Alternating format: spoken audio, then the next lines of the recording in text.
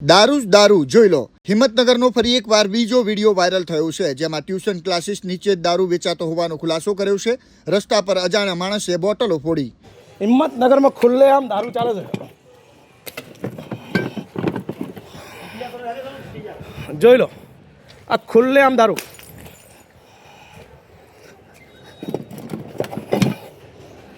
ખુલ્લેઆમ દારૂ જોઈ લો. ના ના, અહીંયા ટ્યુશનો ચાલે છે, છોકરાઓ ભણવા આવે છે. આ જોઈ લો, આ તમારી મહેરબાની.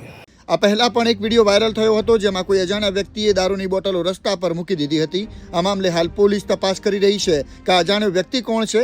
દારૂ મામલે હાલ પોલીસે 2 લોકોની ધરપકડ કરી છે.